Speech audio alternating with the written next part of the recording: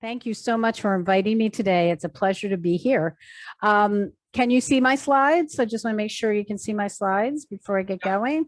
Great. Yeah, we can see your slides and we can hear you well. Thanks. Okay, wonderful. So I am Dr. Linda Fleisher. I'm an associate research professor at Fox Chase Cancer Center and have really spent the majority of my career, I would say, more in developing interventions, so innovations, but in real world settings, either in clinical settings or actually out in the community, and have done a lot of work with underrepresented communities. I had the great fortune of coming to CHOP and to work with Dr. Flora Winston for 7 years and really got to be immersed in this whole area of entrepreneurship. I think any academic is an entrepreneur in a sense. We have to be to do the work that we do, but to really dive into this community and this ecosystem has really been exciting for me. And I think what I want to do here is kind of to bring these two worlds together as we think about sort of, underrepresentation, not just in academia, but in entrepreneurship, and how do we address some of these tough issues? I mean, these are really tough issues for us. So I think where we're starting here is, do we even have a seat at the table, right? I mean, we women, underrepresented racial and ethnic minorities, and when you really look around the table, when you look around portfolios, are severely underrepresented. And it's challenging, and it's both on the academic and the business side. There's lots of statistics I could share, and I decided actually today, not so much to do that, but to dive into sort of what we've heard from the field in terms of what these challenges are and kind of think together about how we might address them. So some of these areas of underrepresentation, I think, go, again, across the ecosystem. They're in our own academic entrepreneurial programs. They're in regional innovation incubators.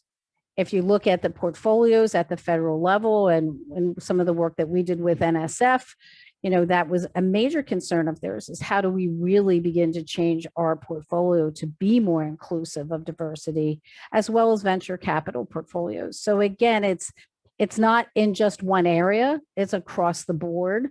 And this is true in academia in general, as well as we look at entrepreneurship.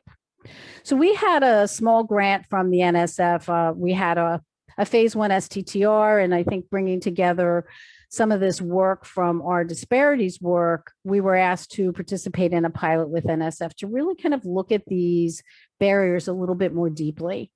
And we did a round of interviews and surveys with both academics as well as business entrepreneurs, predominantly African-American, but also Latina and women, to hear from them what some of these issues are. And again, here's a list, and I'm not going to walk through all of them. I think these are probably issues we are all grappling with, and each of you have grappled with in some way, shape, or form.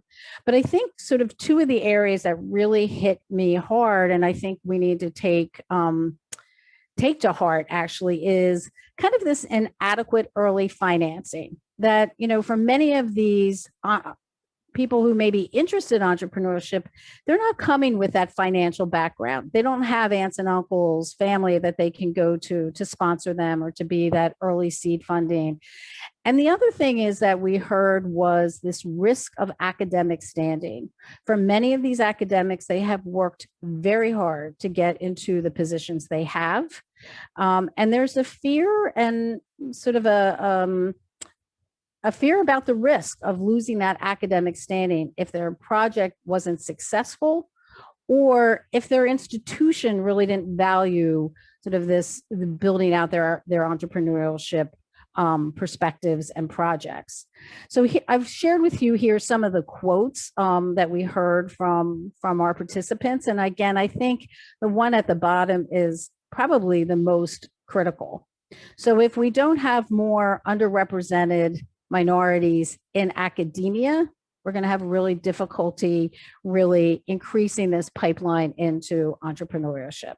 So again, I think this is where we really need to be thinking about how do we work with others in our institutions who may be focused around diversity and academic diversity, and also those who are working in the community where we need to be building those relationships. So what will bring these groups to the table? Certainly mentoring and training programs, but I think they also have to be focused on their unique needs.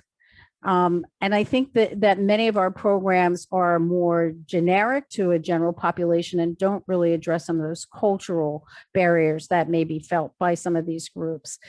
Likewise, having mentors that have similar experiences and cultural backgrounds. That can be challenging to find those mentors, but even if they're outside of your own academic institution, which is what we're finding, is that we may need to connect people among various institutions to really get those kind of mentors. And building relationships with our underrepresented communities. I think one of the other things that we heard in our focus groups, particularly with the business leaders, where they had networks, they knew who were those minority businesses, but they were not the connections we had or our institutions had. So it's how do we start building these bridges to communities that are out there that may be important for the other side of the SBIR. Maybe it's finding that minority business to be working with. I think within our own institutions, as I said earlier, we have our diversity and inclusion offices, maybe connecting more with them in some of this work and bringing examples of diverse entrepreneurs to our training programs. And finally, sort of tapping into these unique resiliency of, I think, women and underrepresented entrepreneurs. It took a lot for them to get where they are. And I think there's a lot of resiliency there that needs to be built on. So I kind of bring this up because I think this is always important for us to think about, like, build it, will they come? So if we put some of these things into our program, will that increase the diversity?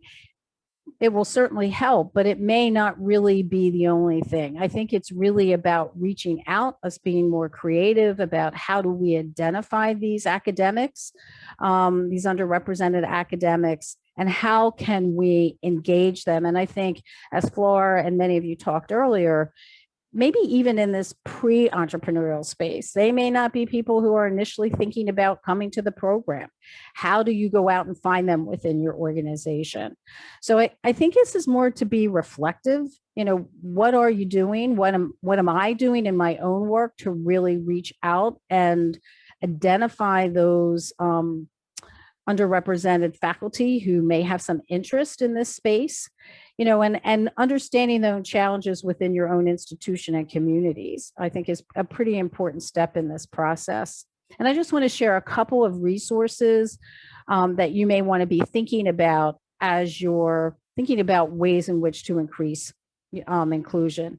This is a program that's actually funded by the National Cancer Institute. It's called the Geographic Management Program. This is actually a program focused on underrepresented faculty and really helping them build their academic careers through training programs, through travel scholarships, really trying to connect them into the funding sources that will help them move forward.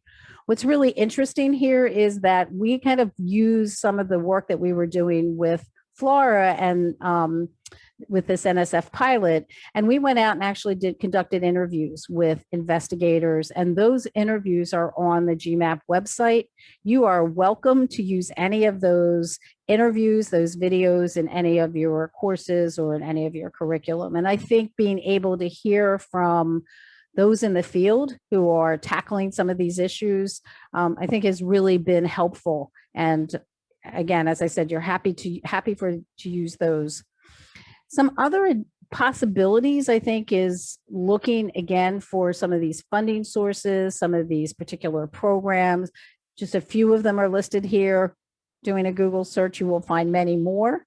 But for women, the Hot Mamas Project, as an example, we have MIT Graduate Women in Physics program as an example. And for minorities, I think the NSF Includes program is a great resource to look at with a particular focus on STEM-related issues in innovation, and as well some others here for you to take a look at. So I think, again, it's this idea of, you know, going back to this idea of team science. I think as we really think about including these underrepresented groups, I think it's really going to take a team approach and really understanding organizations that are already out there working in these communities and how do we connect with them as we build out and actually bring everyone to the table. So again, thank you very much for including me. I'm happy to take any questions. I probably have raised more questions and given you answers, but I think that is the reality as we think about some of these issues in our work.